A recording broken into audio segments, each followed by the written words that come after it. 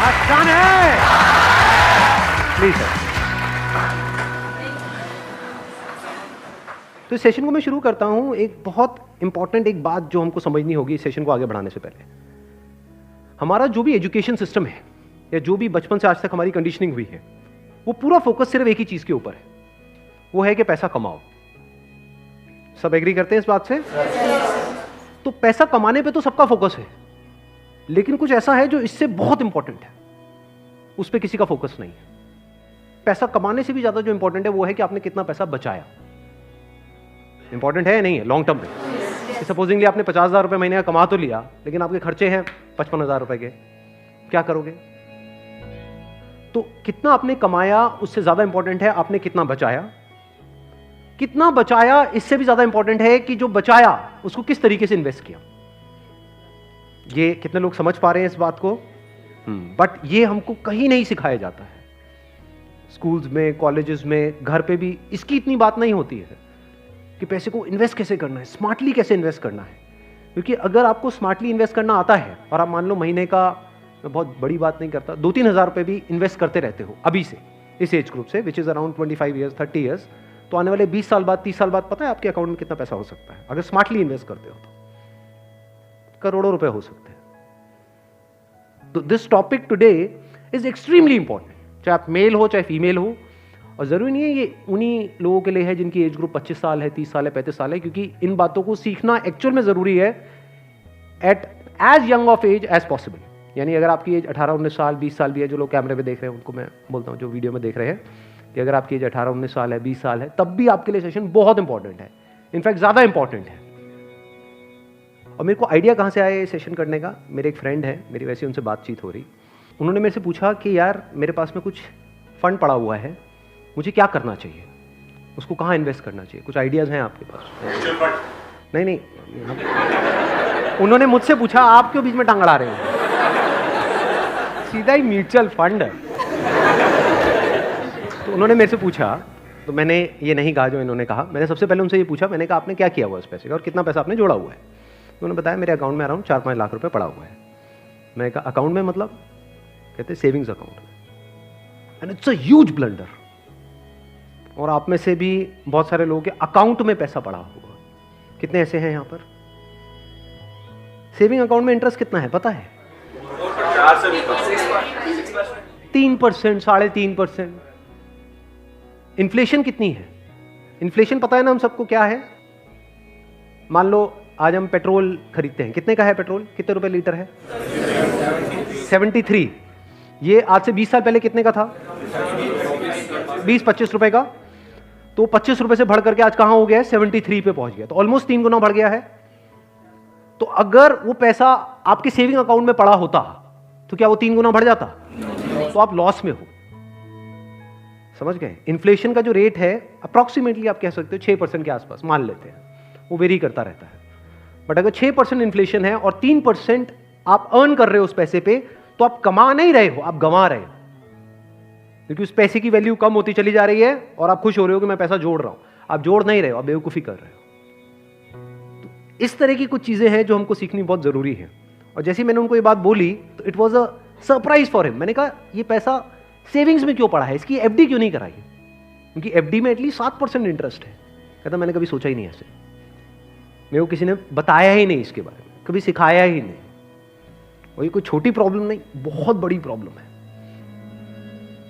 मैंने कुछ कैलकुलेशंस करी, फिर उनको मैंने बताया। मैंने कहा अगर सिर्फ इतना सा स्टेप हमने उठा लिया ना, इतना सा जो कुछ भी नहीं है, कुछ घंटे का है, कि जो सेविंग में पड़ा है उसकी एफडी करानी है।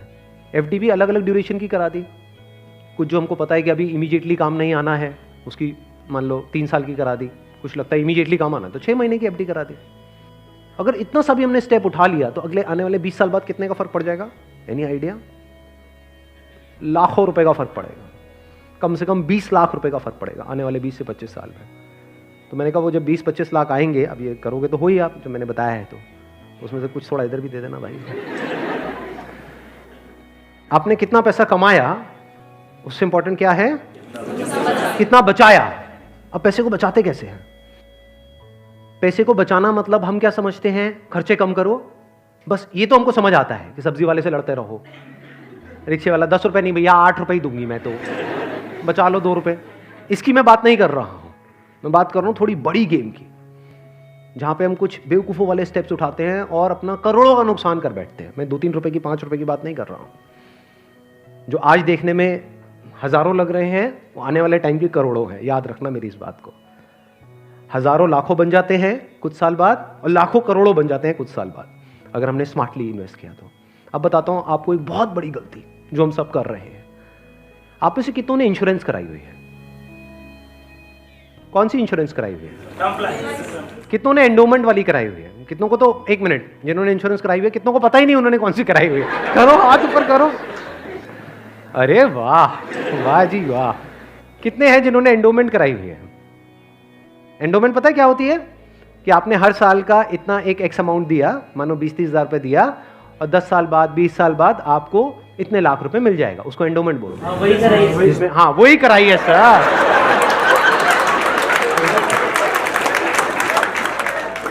क्या सर एंडोमेंट पेंडोमेंट बोलते हैं? सीधी बात करो ना। इंश्योरेंस का मतलब लोग यही समझते हैं इंडिया में कि हर साल का इतना पैसा जाना है, इतना प्रीमियम जाएगा, 20,000, 30,000, 40,000, और 20 साल बाद आपको इतने लाख रुपए मिल जाएगा, मान लो 20 लाख रुपए मिल जाएगा, जो सुनने में बड़ा अट्रैक्टिव लगता है।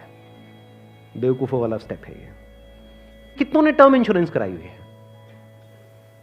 हार्डली 3 या 4 या 5 लोग। कमाल जी कमाल। देख लो कितना बड़ा ब्लंडर है ये अभी आप सपने में भी नहीं सोच सकते।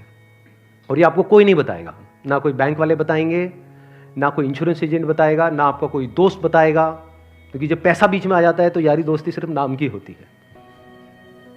दारू पी रहे हो और तुम मेरा भाई है, मैं तेरे साथ में कभी कुछ गलत नहीं कर सकता, ले तू एंडोमेंट करा, और तुम मेरे पे छोड़ दे यार। और आपको पता ही नहीं आपका कितना बुरी तरीके से कटा है।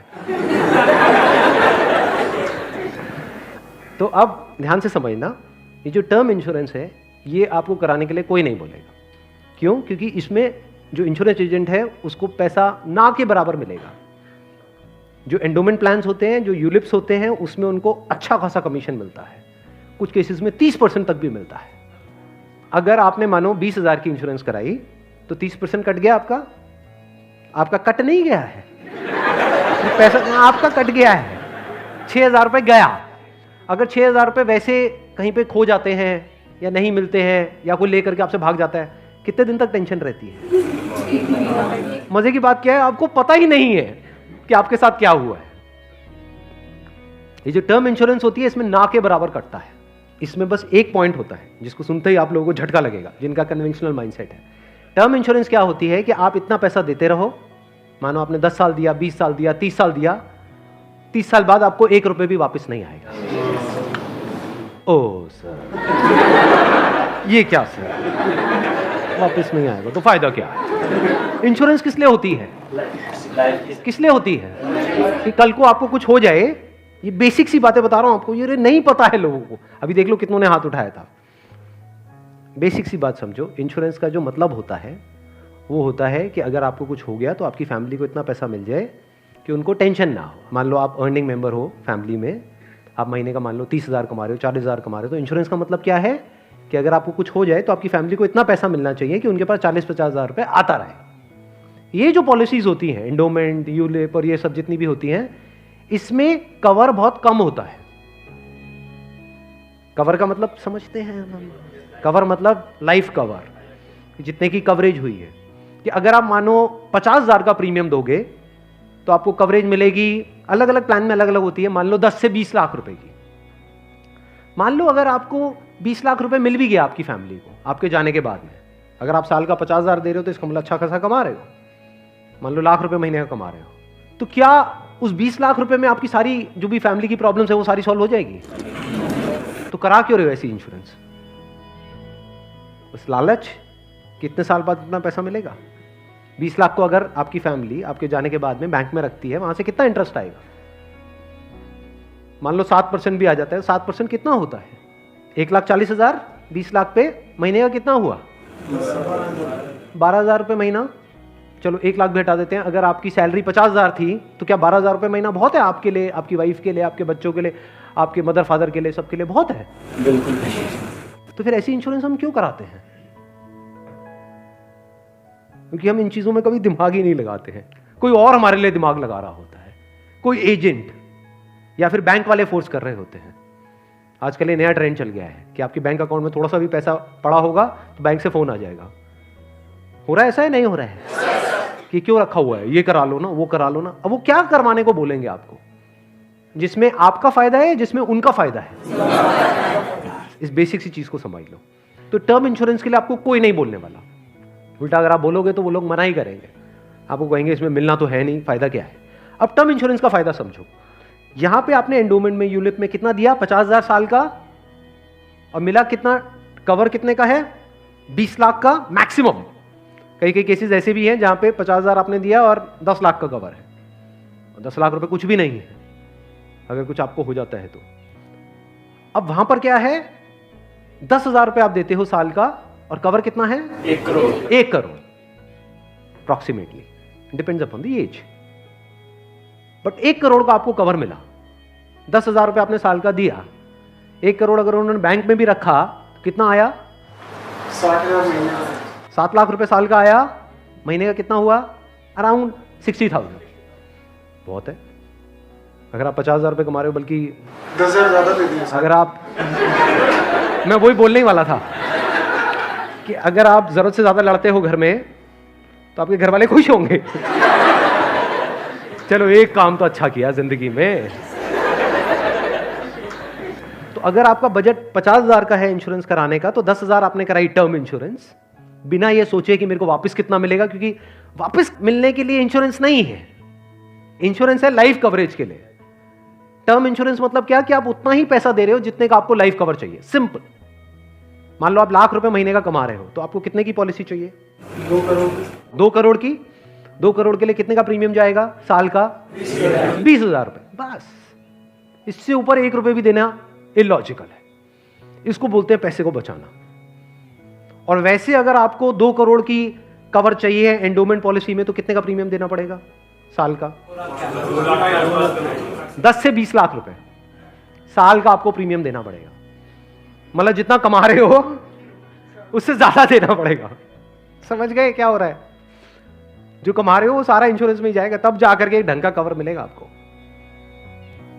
जब मैंने भी अपने घर में बात करी टर्म इंश्योरेंस कराने की अपनी, तो उन्होंने सबसे पहली चीज यही पूछी, मेरे जो फादर है, कि ठीक है ये तो समझ आता है कि इतना पैसा जा रहा है, 20 साल बाद कितना मिलेगा? मैं कुछ नहीं मिलेगा।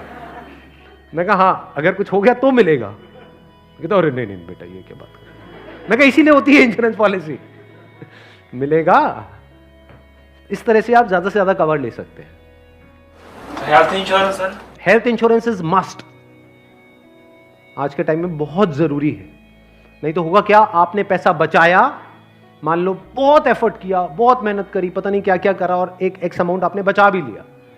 10 साल 20 साल काम करके मान लो 10-20 लाख रुपए आपने बचा लिया, किसी तरीके से सेव कर लिया, और अगर कोई बीमारी हो गई तो कितनी देर लगेगी उस पैसे को खत्म होने में? हफ्ता, 10 दिन, 15 दिन। कितने लोग प्रैक्टिकली मेरी इस बात से रिलेट कर पा रहे हैं? सब कर पा रहे हैं। और कितनों ने हेल्थ इंश्योरेंस कराई हुई है? रिलेट सारे कर पा रहे हैं, लेकिन हार्डली आधे लोग ऐसे हैं जिन्होंने एक्चुअल में अपनी हेल्थ इंश्योरेंस कराई हुई है। और हेल्थ इंश्योरेंस भी मुझे लग रहा है ज्यादातर ने तो नाम के लिए करा रखी होगी। कितना कवर है?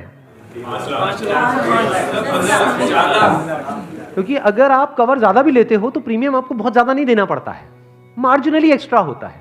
उसमें आपकी पूरी फैमिली कवर हो जाती है। मतलब आप, आपकी वाइफ, आपके बच्चे सारे कवर हो जाते हैं। इसको आप हेल्थ इंश्योरेंस कहो, मेडिकल इंश्योरेंस कहो, मस्ट है ये होनी ही चाहिए। ज्यादातर ऐसे केसेस में क्या होता है, जिन्होंने कोई हेल्थ इंश्योरेंस अपनी नहीं कराई होती है, क्योंकि अब छोड़ तो सकते नहीं उस पर्सन को जो हमारे साथ में है, या खुद अगर कुछ हो गया तो अब अपने आप को ये तो नहीं कह सकते कि हाँ मरते तो ऐसे में क्या होता है? एक तो सेविंग्स आपकी खत्म होती है बड़ी तेजी से, दूसरा क्या खत्म होता है और क्या होता है? लोन लेना पड़ेगा, उधार लेना पड़ेगा। उस उधार को चुकाने का मतलब क्या है? कि आप कभी जिंदगी में दोबारा सेव कर ही नहीं सकते। समझ रहे हो ये प्रॉब्लम कितनी बड़ी है और कितनी कॉम्प्लिकेटेड है ये? कि मतलब जिंदगी में कभी आप पैसा जोड़ ही नहीं पाओगे, क्योंकि जो कमाओगे अब वो सारा उधार चुकाने में लगता रहेगा। या तो आप लोन लोगे बैंक से, या अपने किसी दोस्तों से, यहां से वहां से, जिससे भी लोगे। और नहीं दोगे उनको वापस तो दोस्ती खराब करोगे।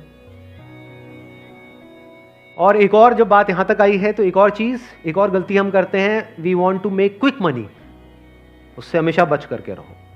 जहां भी क्विक मनी की बात हो रही हो, भैया इतना पैसा लगा दो, इतने टाइम में इतना पैसा मिल जाएगा, ये हो जाएगा वो हो जाएगा, वहां से भाग जाओ, उल्टे हो जाओ और भाग जाओ वहां से, रुकना मत गलती से भी। ऐसी बहुत सारी स्कीम्स चल रही हैं मार्केट में, अनलिमिटेड, और करोड़ों लोगों ने अपने पैसे गंवाए हैं इन चक्करों में। अब आते हैं एक दूसरे एस्पेक्ट पे कि चलो हमने स्मार्टली पैसे को जोड़ा। कब जोड़ा? जब फालतू की जगह पे हमने पैसे को ब्लॉक नहीं किया। जैसे अगर आपने कोई एंडोमेंट प्लान ले लिया इंश्योरेंस का, जहां पे आपका साल का 50,000 रुपये जा रहा है, तो 50,000 रुपये तो आपका ब्लॉक हो गया अगले 20 साल के लिए, समझ गए ना? तो हमने वहां पे स्मार्टली प्ले किया, टर्म इंश्योरेंस कराई, वहां से पैसा बचाया। तो अभी जो पैसा बचा, इसका हम क्या करें? क्या सेविंग अकाउंट्स में पड़ा रहने दें? नो यूज, वो आपका पैसा बढ़ नहीं रहा है, एक्चुअल में कम हो रहा है। वहां पे जो आपके पैसे पड़े हुए हैं वो 10 साल बाद और कम हो जाएगी उसकी वैल्यू। तो करना क्या चाहिए? इतना पैसा जितना आपको लगता है कि यार मेरे को इमीडिएटली जरूरत पड़ सकती है, वो कितना है? जितना आपके महीने के खर्चे हैं, इंटू 6 कर दो। वो पैसा है जो आपको कभी भी जरूरत पड़ सकती है। तो उस पैसे की आपने एक 6 महीने की एफडी करा दी। और एक बहुत अच्छा ऑप्शन अवेलेबल है हमारे पास में, वो है म्यूचुअल फंड्स। म्यूचुअल फंड्स पता है सबको क्या है?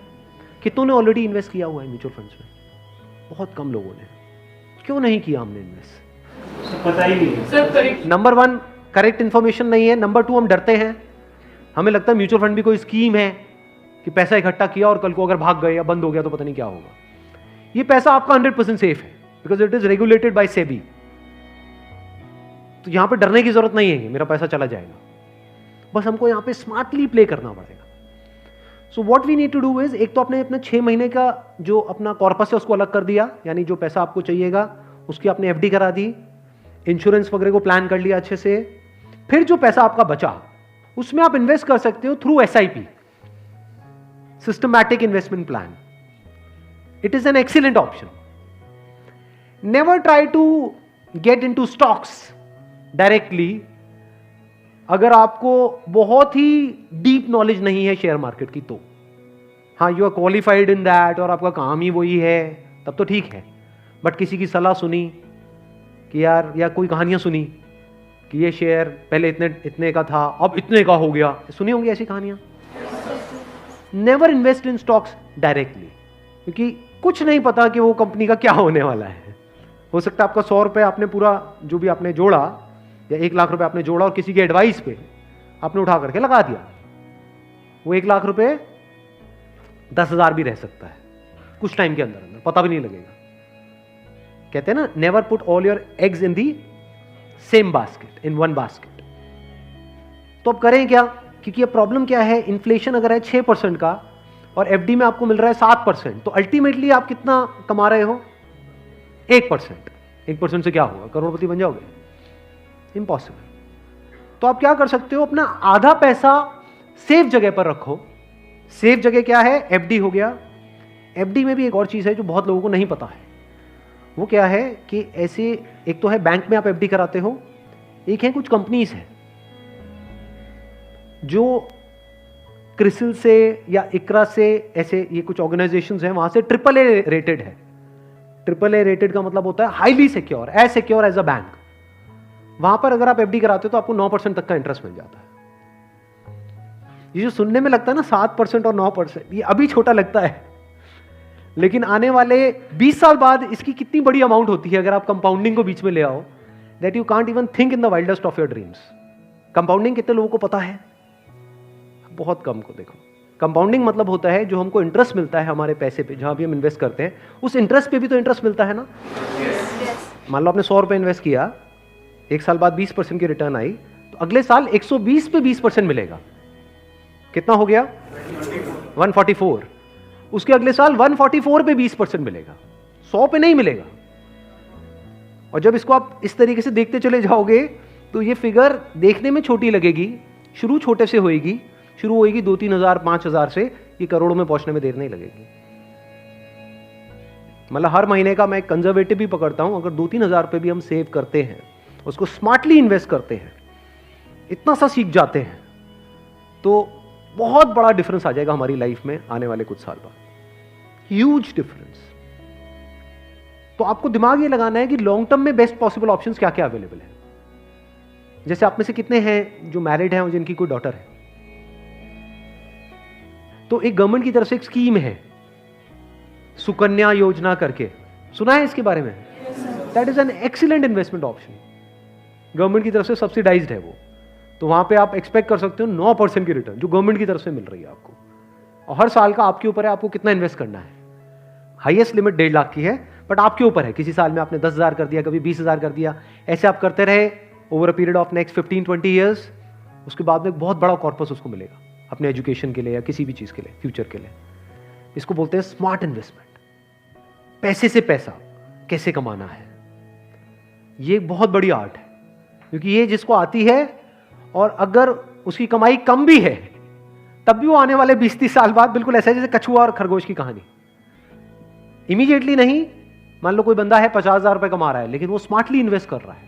दूसरी तरफ से कोई बंदा है जो 1 लाख रुपए महीने का कमा रहा है लेकिन ना तो ढंग से पैसा बचा रहा है ना समझदारी से इन्वेस्ट कर रहा है। तो आने वाले 20-30 साल बाद ये जो 50,000 वाला है ये उससे बहुत आगे होगा, ये करोड़ों में होगा, और उस बंदे के हाथ में कुछ भी नहीं होगा। वो हो सकता है डेट में होगा, मतलब उसके ऊपर कर्जा होगा, और ये बंदा ऐसा होगा जो कर्जा देने लायक पोजीशन में होगा। ऐसा भी हो सकता है, ये अगर हम बेसिक से फंडों को समझते चले जाएं तो अब ध्यान से समझना। अब यहां पर हम कहां तक पहुंच गए थे? SIP is an excellent option. SIP का मतलब होता है कि आपने अपना एक अमाउंट फिक्स कर लिया, हर महीने का इतना अमाउंट तो SIP में देना ही देना है म्यूचुअल फंड में। अब म्यूचुअल फंड कैसे चूज करें? हजारों म्यूचुअल फंड है। लार्ज कैप इक्विटी फंड को पकड़ो, वो भी कुछ वेबसाइट्स है जैसे मनी कंट्रोल है, वैल्यू रिसर्च है, वहां पर जाकर के देखो उन फंड्स की रेटिंग कम से कम 4 से 5 स्टार होनी चाहिए। कोई ऐसा फंड है उसकी 1 या 2 स्टार की रेटिंग है, मत करो उसमें, बल्कि ऐसा फंड होना चाहिए जो हर वेबसाइट पे 4 या 5 स्टार की रेटिंग हो। अब आपने क्या किया कि हर महीने का अपना एक अमाउंट फिक्स कर लिया, दैट कुड बी एनीथिंग, 1,000 रुपए, 2,000 रुपए, 3,000 रुपए, 4,000, 5,000, what ever that amount is. SIP के थ्रू ऑटोमेटिकली इतना अमाउंट आपके अकाउंट से डेबिट होता चला जाएगा over a period of next 10 years, 20 years, 30 years. अभी स्मार्ट इन्वेस्टमेंट क्यों है? एक तरफ से मैं इंश्योरेंस के लिए मना कर रहा था, इसके लिए स्मार्ट क्यों है? क्योंकि यहां पे आपका पैसा नहीं कट रहा है, जो पैसा आप लगा रहे हो पूरा का पूरा इन्वेस्ट हो रहा है। इसमें भी 2 ऑप्शन है, एक आप ब्रोकर के थ्रू जा सकते हो, एक है डायरेक्ट जा सकते हो। तो वहां पे आपका 1% और बच जाएगा। मान लो टोटल 1.5% कटना था हर साल का, तो अब कितना कटेगा? सिर्फ 0.5%। अभी 1% सुनने में छोटा लगता है, but over a period of 20-30 years ये लाखों रुपए का होता है। मतलब डिसीजन लेने में कुछ मिनट्स लगते हैं इन बातों को समझने में, लेकिन आने वाले टाइम में यही फर्क होगा कि आपके अकाउंट में लाखों है, करोड़ों है, क्या है। अच्छा, म्यूचुअल फंड क्यों और स्टॉक्स क्यों नहीं? क्योंकि स्टॉक्स में आप 1 या 2 या 4 में इन्वेस्ट कर रहे हो, म्यूचुअल फंड जो है वो डिवाइड कर देते हैं। वो मान लो 50 में उन्होंने इन्वेस्ट कर दिया, तो अब अगर उसमें से एक कंपनी बंद भी हो गई तब भी प्रोपोर्शनेटली जो आपने इन्वेस्टमेंट करी है उसमें उसका परसेंटेज क्या था? मान लो 2%, तो आपको 100 रुपए 98 रह गया, बस इतना ही हुआ। अब मार्केट में सबसे बड़ा डर लोगों को यह होता है जो म्यूचुअल फंड में नहीं इन्वेस्ट करते हैं कि कल को नीचे आ गया तो क्या होगा, क्योंकि नीचे आने की कोई लिमिट नहीं है। FD में यह है कि नीचे नहीं आएगा, इंटरेस्ट कम हो सकता है, नीचे नहीं आएगा। तो म्यूचुअल फंड में लोग नीचे आने के नाम से डरते हैं, ऊपर जाने में कोई डर नहीं है। अगर गारंटी मिल जाए कि भैया साल का इतना % तो आना ही आना है और आता ही रहेगा जिंदगी भर, तो कोई डर ही नहीं है, फिर तो सारे लगा देंगे। बट कोई गारंटी नहीं है ना, और नीचे भी जा सकता है। तो अगर कुछ ऐसा हो जाए कि अगर म्यूचुअल फंड नीचे भी जाए तब भी आपका फायदा हो जाए, तो प्रॉब्लम सॉल्व हो गई ना। ये मेरी अपनी स्ट्रैटेजी है, ये कोई किसी बुक में नहीं है या कोई थ्योरी नहीं है, ये मेरी अपनी स्ट्रैटेजी है, वो मैं आप लोगों के साथ में शेयर कर रहा हूँ। आपको क्या करना है? मोटा मोटा स्टॉक मार्केट को ट्रैक करना है, हफ्ते में 1 दिन देख लो कि अभी कितने पे चल रहा है। मान लो एक पीक है, पीक अभी मान लो 40,000 है, अभी मार्केट चल रहा है अराउंड कितना?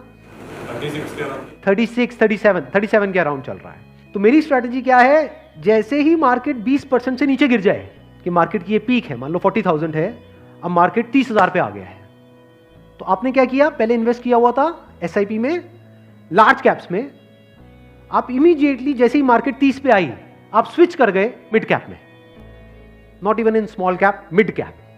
अब ऐसा क्यों किया? क्योंकि जब मार्केट 20% टूटेगा, सेंसेक्स का मतलब लार्ज कैप्स जो बड़ी कंपनीज हैं, जब मार्केट 20% टूटेगा यानी बड़ी कंपनीज के जो शेयर्स हैं वो 20% से टूटेंगे, तो जो छोटी कंपनीज हैं उनके शेयर्स 50 से 60%, 70% तक टूट जाएंगे।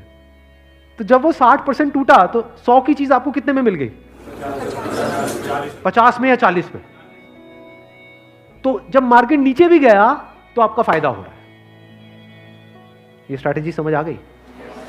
वापस से जैसे ही मार्केट जो भी लास्ट उसकी पीक थी, मान लो 40,000, उससे 20% ऊपर गया तो मिड कैप से आप स्विच कर गए वापस से लार्ज कैप में। ये स्ट्रैटेजी जो है ये मैंने सीखी है वॉरेन बफे से। उनका जो बेसिक सा फंडा है, मतलब अगर एक लाइन के अंदर बोला जाए, वो क्या है कि जब मार्केट बहुत ज्यादा ग्रीडी हो तो डरो, और जब मार्केट डरा हुआ है तो ग्रीडी हो जाओ।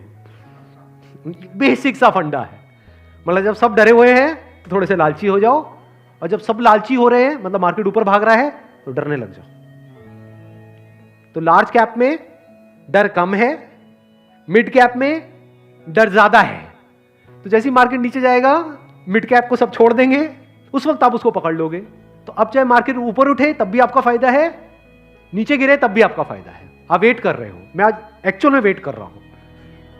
लोग हैं डरते हैं, जो म्यूचुअल फंड में इन्वेस्ट करते हैं, स्टॉक्स में इन्वेस्ट करते हैं, लोग डरते हैं कि मार्केट नीचे ना आ जाए, मार्केट ऊपर। मैं वेट कर रहा हूं, जाए तो सही नीचे।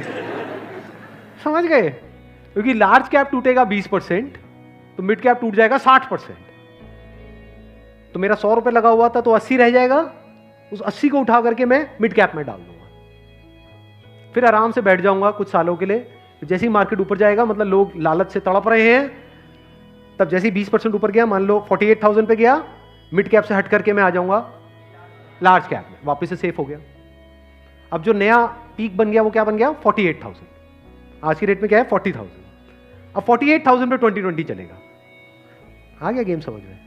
तो यहां से आप पीसफुल हो, नहीं तो लोग डरे ही रहते हैं, म्यूचुअल फंड के नाम से डरते हैं। क्यों डरते हैं? अरे कम हो रहा है, कम हो रहा है, कम हो रहा है। कम हो रहा है तो बढ़िया है, तब भी आपका फायदा है, और बढ़ रहा है तो फायदा है ही है।